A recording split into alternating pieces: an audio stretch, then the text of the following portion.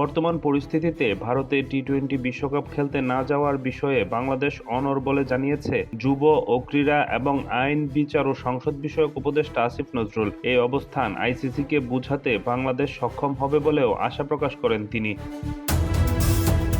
বুধবার সচিবালয়ের আইন মন্ত্রণালয়ের সভাকক্ষে বৈঠক শেষে ক্রীড়া উপদেষ্টা একথা জানান।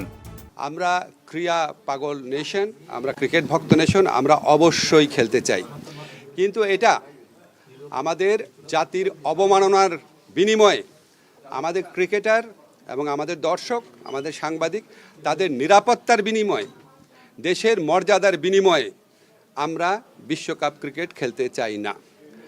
আজকে আমরা আইসিসি থেকে যে চিঠিটা পেয়েছি, সেই চিঠিতে পড়ে আমাদের কাছে মনে হয়েছে ভারতে যে প্রচণ্ড একটা নিরাপত্তা ইস্যু তৈরি হয়েছে বাংলাদেশি ক্রিকেটারদের জন্য, সেটা তারা রিয়ালাইজ করতে সক্ষম হয় নাই।